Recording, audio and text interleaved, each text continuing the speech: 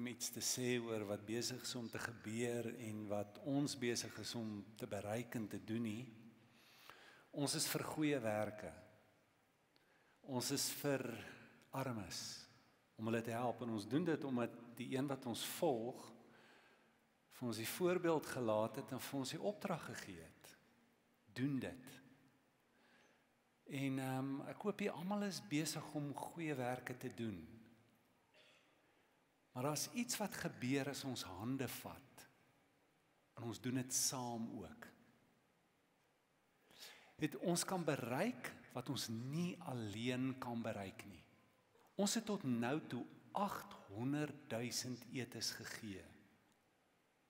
En dit lyk vir my of ons voor die einde van die jaar 1,5 miljoen etes gaan uitgee. Dink net daaraan. 1,5 miljoen keer gaan slaap iemand nie honger, wat honger sou gaan slaap het nie. Dit maak 'n verskil. Miskien gaan hulle nooit weet waar dit vandaan kom, in wie ons is nie. Wel nie in hierdie lewe nie.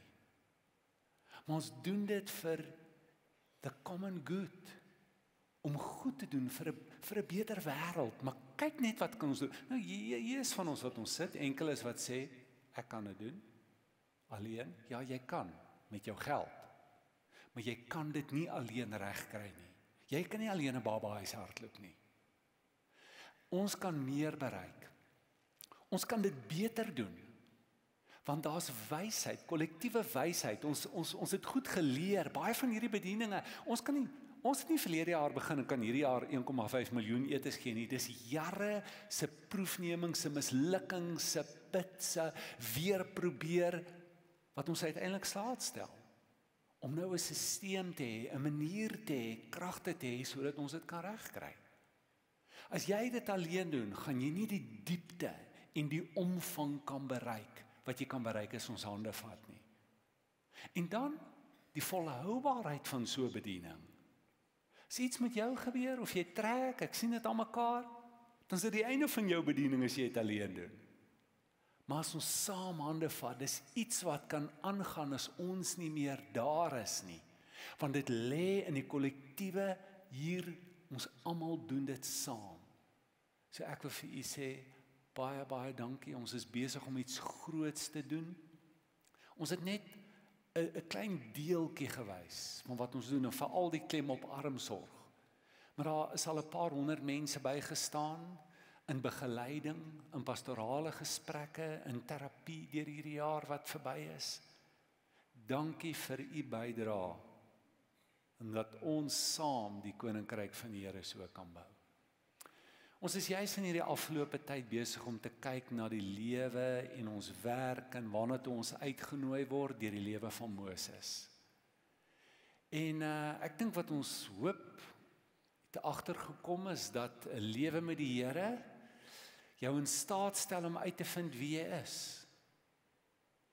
Jou help om jou innerlike wêreld te vernuwe, dat jy uit 'n ander plek uit kan begin te leef en dinge doen met 'n ander motief. En dat jy gehelp kan word om uit te vind wat jy moet doen met jou lewe.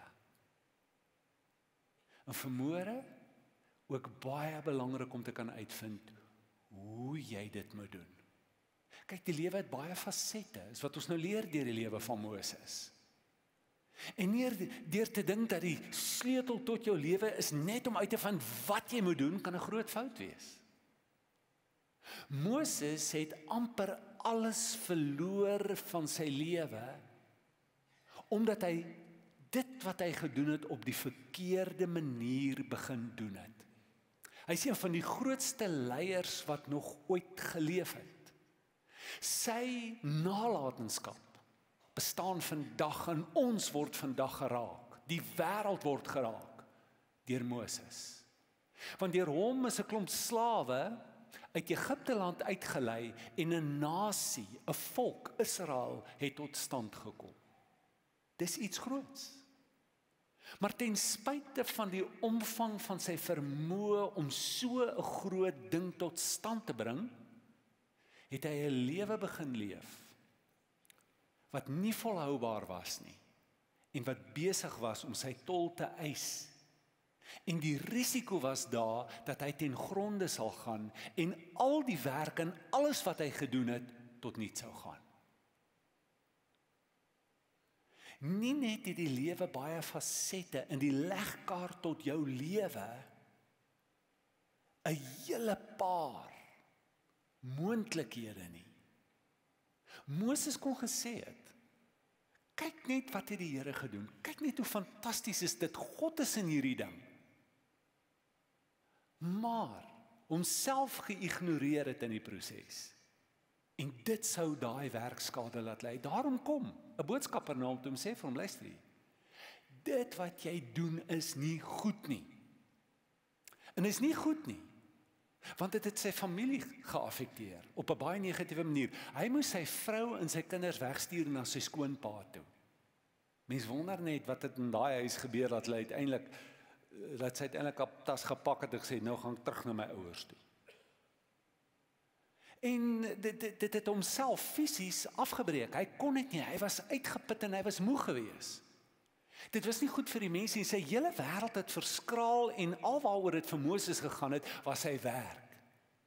Hy het geen sosiale lewe, vriendskappe, lekker kuier, niks meer van dit gehad nie.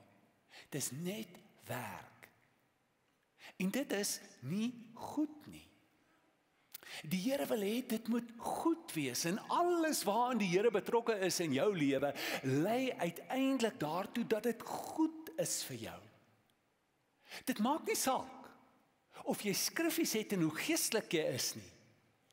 As dit jou split, soos in die lewe van Moses, daar 'n groot split gekom het. Dis my werk, dis my sosiale lewe, dis al waaroor gaan. As hierdie split in jou kom, is nie goed nie. Dis nie van God af nie. Ons kan op baie maniere split in ons lewe. Ons kan ons afsny van ons emosies af. Byvoorbeeld, dit is 'n split. Dit is 'n populêre split in die tyd waarin ons lewe. En dan word vir jou gesê, moenie omgee hoe jy voel nie. Dit maak nie saak nie, ignoreer jou gevoelens. Bely net positief. Sê net en bely net die skrifte of wees net positief. Alles sal regkom. Dit bevorder nie geestesgesondheid nie. En as jy dit nie glo nie, sal jy dit uitvind en jy gaan duur betaal daarvoor. Dit ontwrig jou innerlike wêreld. Dis nie 'n gesonde manier om met emosies te werk en te hanteer nie. Emosies is gewoonlik boodskappers waarop ag gegee moet word. En ons word uitgenooi deur die Here om 'n lewe te leef wat goed is. Goed is vir jouself. Wat eenheid, integrasie bevorder, lewe bevorder. En nou, het Moses 'n blinde kol. Hy kan nie sien sy lewe en die manier waarop hy lewe bevorder nie goedheid nie. En wat is dit in ons wat ons blind maak? Wel, goeie nuus is, as dit met die magtige Moses kan gebeur, dan is dit seker okay as dit met ons ook gebeur. En dit gebeur met ons almal. Ons gaan deur fases in ons lewe en jy sorteer hierdie ding nie net een keer in jou lewe uit hoe jy moet leef nie. Daar is gedurig veranderinge en nuwe fases van jou lewe waarin jy uitgedaag word om 'n nuwe manier van lewe te ontwikkel wat lewe gee en lewe bring vir jouself en die mense om jou. En dis die plek waar Moses nou is. En 'n boodskapper kom na hom toe. Is dit nie wonderlik nie? God het ons so lief, hy los ons nooit nie. Hy stuur altyd boodskappers wat jou uitnooi en vir jou sê, is nie goed nie. Daar's 'n ander manier. Wat interessant is dat hy Jethro stuur, sy skoonpa. Nou skoonpa, skoonma is nie die beste boodskappers nie. Ek meen 'n ou het onbliklike blok. Ek weet nie, nie ek nie, ek praat net maar van ander mense wat ek agtergekom het. Moses het hierdie ongelooflike verhouding met die Here gehad. Die Here het dikwels met hom direk en persoonlik gepraat. Maar hierdie keer stuur die Here 'n most unlikely messenger na hom toe. Sy skoonpa is 'n priester.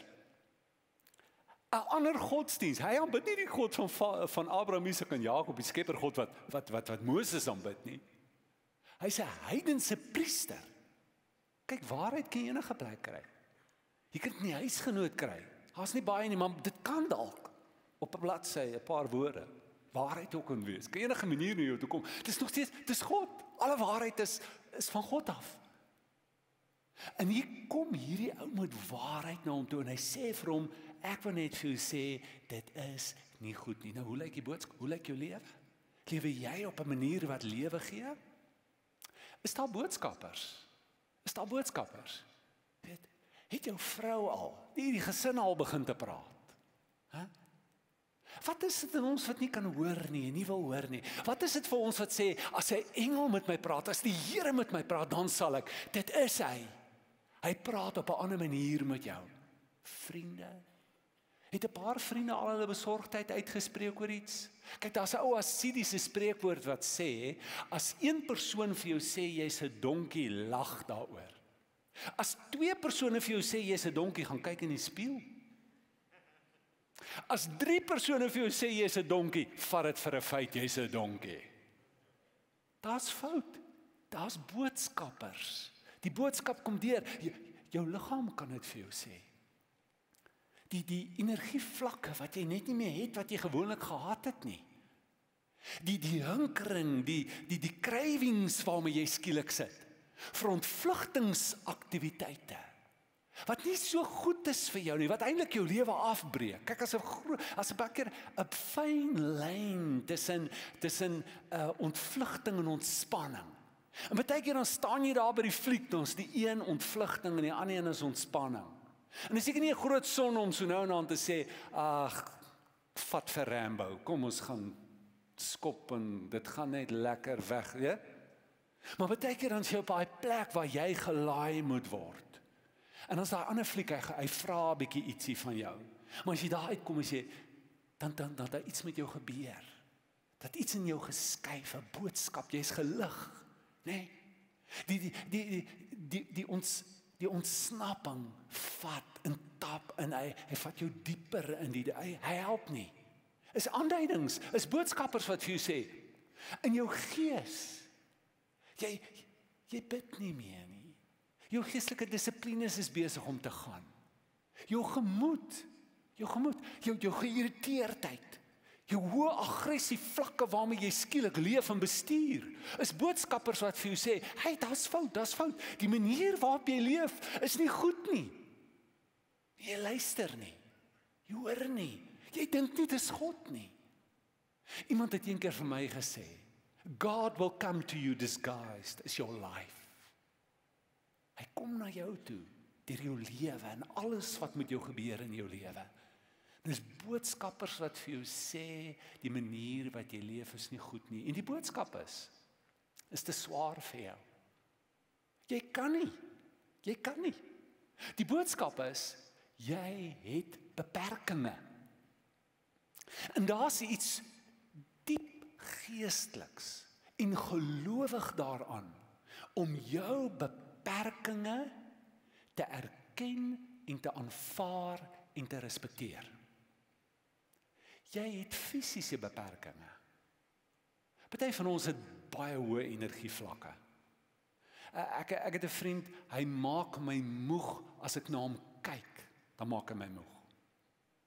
Hy's 'n busybody van die môre tot die aand. Ek dink nie 'n ou kan langer as 60 leef met die energie wat hy spandeer nie, want hy sal lankal op 160 jaar sy energie wat hy gaan spandeer het.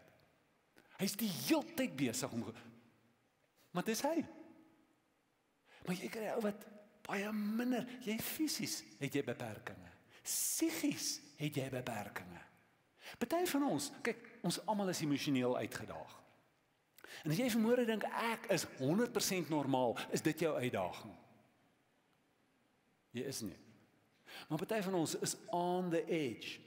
Dit is moeilik om te sê waar is normaal en abnormaal, nee. Maar jy's dalk 'n case vir on the border. Jy het emosionele uitdagings waarmee jy sit. Jy het verhoudingsbeperkings wat jy moet respekteer. Maar ek het nou 'n vriend wat iets kon doen en baie graag wou doen, maar die verhoudingsbeperkings wat in sy lewe was, het hy glad nie gerespekteer nie. Dit het daartoe bygedra dat die verhoudinge gedisintegreer het tot 'n einde gekom het na groot pyn. Jy kan dit doen. Maar die verhoudings waarin jy leef, jou gesin, jou vrou, dit laat jou nie toe om dit te doen nie. En jy moet dit respekteer. Dis die beperking waarmee jy leef. Dis die lewe wat God jou gegee het. Jy het lewensfase beperkings. Jy het brein IQ beperkings. Jy's nie Einstein nie. Maar dis okay. Dis God jou gemaak het. Jy het gawes. Jy het nie al die gawes nie. En dan sê die Here vir jou, hy gee ook 'n gawe met 'n mate. Jou gawes is 6, dis nie 'n 10 nie. En jy word uitgenooi om die lewe wat God vir jou gee te embrace. En met daardie beperkings te leef. En dan Moses, sal jy uitvind dat ek doen deur jou ver bo wat jy ooit kon bid of dink. Ek sal alles oortref, maar wat ek van jou vra is om in jou beperkings te embrace en daarmee te leef. Ons leef nie in so 'n kultuur nie. Ek persoonlik nog nooit 'n boodskap gehoor wat vir my gesê het, aanvaar en embrace jou beperkings nie. Nog nooit. Die kultuur sê vir jou, jy kan enigiets doen. If you dream it, you can do it. En gaan daarvoor. Jy kan enigiets doen. Nou ek weet vanmôre, ek sou oortuig, jy kan nie. Ek het laas iemand gestaan. Onlangs, baie onlangs. Soos vanoggend. En ek weet, daai sou nie kan sing nie. Hy kan bid, hy kan vas, hy kan vir handoplegging, hy kan vir bevryding gaan, hy kan vir 'n stemoorplanting gaan, hy kan doen wat hy wil, hy gaan nie kan sing nie en ek's bereid om te wed daarop. En ek's nie ongelowig nie. Hy het dit nie. Hy het dit nie. Jy moet net gewoon roep ek hom nou op, laat hy kom wys vir julle hierso. Jy kan nie enigiets doen nie. Ons kan baie meer, en God kan baie meer deur ons doen as wat ons ooit kan droom of dink. Maar ons word uitgenooi om ons beperkings te embrace. Nou, selfs ons teologie wat ons aanmoedig en wat vir ons verkeerde boodskap gee. Glo net, doen dit, gaan vir dit. En dan gebruik ons Filippense 4 vers 13, is seker een van die mees misgebruikte tekste in die Bybel. Jy's tot alles in staat deur Christus wat jou krag gee. Want dit is nie wat Filippense 4 vers 13 sê nie. Filippense 4 vers 13 sê dat jy alles sal kan hanteer wat die lewe jou padlands bring deur Christus wat jou krag gee. Dis heeltemal 'n ander storie. En daarom sê die Amplified Vertaling, you equal to anything and ready for everything through Christ who gives me strength. Wat die lewe my ook al gee, God sal daar wees en dit sal genoeg wees en sy krag sal my dra. Dit beteken nie ek kan gaan en enigiets tackle en enigiets aanvat en ek sal genoeg krag hê en die Here sal daar wees vir my nie. Dis glad nie wat dit beteken nie. So hier's die uitnodiging. Het jy 'n begrip van jou beperkings? Het jy 'n begrip daarvan? Hier's 'n probleem. Daar's 'n persoonlikheidstipe, veral een soort tipe wat glad nie in touch is met sy begin en met sy einde nie. Hy het nie grense nie. Daar's 'n tipe persoonlikheid wat veral uitgedaag is. En ons leef in 'n omgewing waarin ek dink veral die Moses-sindroom sterk hardloop. Sterk in ons omgewing. So, is jy in kontak met dit? En dan is daar by jou 'n gewilligheid. Is daar by jou 'n gewilligheid om te sê, ek wil meegee. Ek wil dit embrace. Ek wil met dit leef. Want dis die boodskap wat na hom toe kom. Moses, hier's wat jy moet doen. Jy kan nie so aangaan nie. Sê nee. Sê nee. Laat ander mense van die goed doen wat jy doen. Sê nee vir dit. Erken jou grense. Ja, om nee te kan sê. Jesus sê, is een van die groot goed van die lewe wat ons moet leer. Laat jou ja wees, laat jou nee wees. Ja, nee gaan saam. As jy nee sê vir iets, sê jy ja vir iets. As jy ja sê vir iets, sê jy nee vir iets. Ons sê vir 'n klomp goed ja waarvoor ons nee moet sê en nee waarvoor ons ja moet sê. En ons het daai onderskeiding en wysheid nodig. Maar jy moet kan sê, nee, nou hier is die probleem. Hoor wat sê ons, né? Hoor wat sê ons? Ek doen dit self, dan weet ek dit word gedoen. So wat sê jy? Jy's mense is onbetroubaar. Ek's betroubaar. Nee, ek sal dit doen. Maar vir ander mense? Nooit. Ek doen dit eerder self, dan weet ek is goed gedoen. Ander mense, ek kan dit nie doen nie. Ek het die gawe, moenie my prys nie, ek het die gawe, ek kan dit goed doen. Nee. Wat is dit in ons? Ons sê goed, ons het 'n storie wat ons onsself vertel. Ons het redes, innerlike redes, hoekom ons dit doen. Maar, verskoon, maar ons moet kan nee sê. Al kan ek dit beter doen as ander. Ek meen, Jesus het sy koninkryk gedelegeer. Kon hy dit beter doen? Verseker. Het hulle droog gemaak? Baie. Maar hy het nog steeds dit gegee. Hy het gesê, tot hier toe. Tot Jesus het sy beperkinge erken. Toe mense vir hom sê, genees ons, help ons. Ek meen, wat 'n beter daad kan jy as dit doen? Toe sê Jesus, nee. En hy onttrek. En hy gaan spandeer tyd in eensaamheid en afsondering. Dis grense, dis nee sê. Maar ons het redes, en Moses het sy rede. Hy sê vir ons wat sy rede is. Hy sê, my probleem is, the people, they love me. Hulle sê vir my, ons wil jou hê. Ek wil nie daai mense hê nie, ek wil niemand anders hê nie. Moses, ek glo net in jou, ek wil jou sien. Wat kan ek doen? Is die mense? Hulle sê vir my, hulle wil my hê. Nou kom ons kyk net 'n bietjie uit 'n psigodinamiese perspektief. Wat sê Moses en wat gebeur daar? Sonder om te spekuleer. Moses het dit nou net gesê in die spreekkamer. Wat is sy probleem? Moses, jy het 'n ego-probleem. Jy het 'n ego-behoefte. Jy het 'n behoefte aan, ek sê nie, aanvaarding, erkenning. Want die mense wil dit hê. Dit laat jou so goed voel dat I'm needed en hulle wil my hê. Moses, en die ander probleem Moses waarmee jy sit is jou locus van kontrole. Daar is geen selfbeheersing by jou nie. Die mense beheer. Die locus van kontrole plaas jy buite jouself. Jy sê dis die mense. Moses, dis jy. Jy het die keuse. Dis in jou hande. Solank as wat jy sê dis die werk.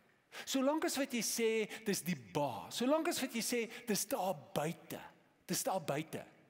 Is dit 'n groot rooi lig dat jy geen insig het in die omvang van hierdie probleem nie. Hierdie probleem is nie 'n uiterlike probleem nie, dis 'n innerlike probleem. Dit het te doen met 'n innerlike dinamika wat jy moet agterkom en jy moet besef. En wat ek nou geleer het deur die lewe is dat dit nie so maklik is om net nee te sê nie, as jy nie ook werk met hierdie innerlike dinamika wat jou dryf die heeltyd om ja te sê nie. Dis nie maklik vir my om vanmôre te erken en te sê, hierdie is 'n probleem waarmee ek al my hele lewe mee kom nie.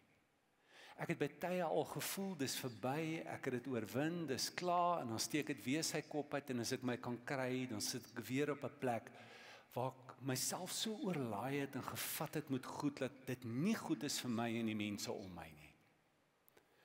En ek het besluit, ek gaan nie moed opgee op myself nie, en ek sien iemand, en iemand's besig om my te, ek praat met iemand daaroor, en ons is saam besig om te kyk na hierdie innerlike dinamika, en ek kry baie meer insig, en is vir my bad, dat ek nou eers op 50 voel, ek kon dit nou nog nie eers oorwin het in my lewe nie. Maar ek besef, deel van dit is dat ek hard is op myself, en 'n deel van dit is dat ek nog half trots is dat ek so baie kan doen. En ek besef, solank as wat ek trots is op my sonde, en nie besef hoe sleg dit is nie, ek dit nie sal kan laat gaan nie, dat daar iets is in my wat dit vashou. Maar dis ook ons kultuur se probleem, want dis nou 'n sonde waarvoor jy 'n applous kry. Niemand sê vir jou sies nie, as jy so baie goed doen en jy presteer nie, hulle sê, wow, is fantasties. Kyk, daar's 'n hele paar ander sondes, ek kan vir jou luister, jy moenie dit doen nie, as jy dit doen, die groot probleme. Maar hierdie ene kan jy lekker mee wegkom. Jy gaan applaus kry vir hom. Maar sonde, en sonde is destruktief. Dis die rede hoekom dit sonde genoem word. Dit is bad vir jou, dit is bad vir die mense om jou. Dit is anti-lewe, dit is nie goed nie. En ek besef dat die kern, dis my insig, dis waar ek is, wat ek dink, wat ek voel, waar ek nou is die kern van hierdie ding is, dat ek die Here sal moet leer vertrou op 'n nuwe manier. Dat wat ek gedoen het is genoeg. Dis in sy hande, en hy sal die res doen. Ek vat 'n verantwoordelikheid op myself, wat ek nie moet dra nie.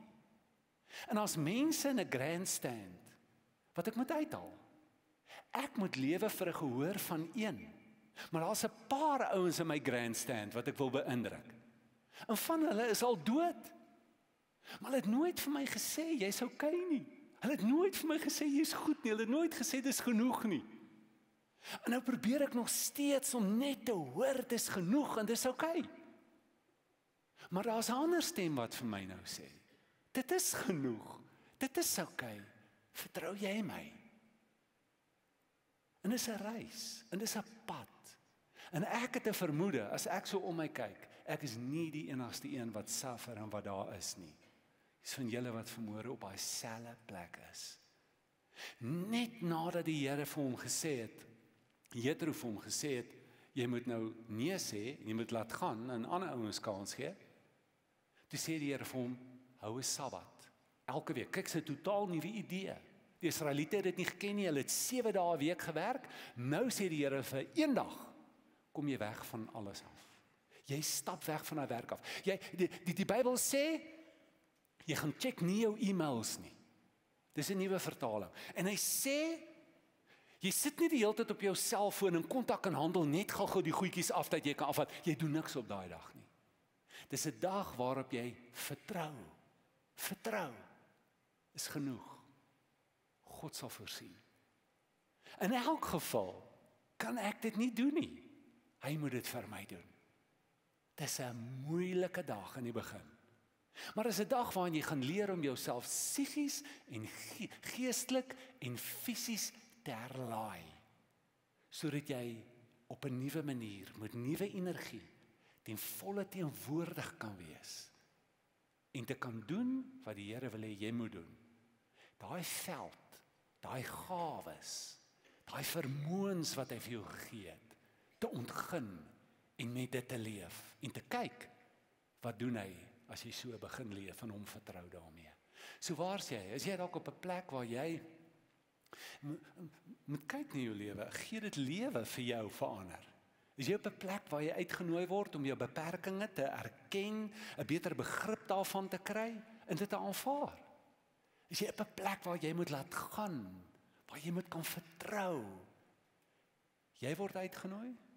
Soos Paulus skryf in die Korintiërs, This is what I want you to do. I want you to develop a way of life. Ek wil hê jy moet 'n nuwe manier van lewe ontwikkel. Baie van ons wag vir 'n zap.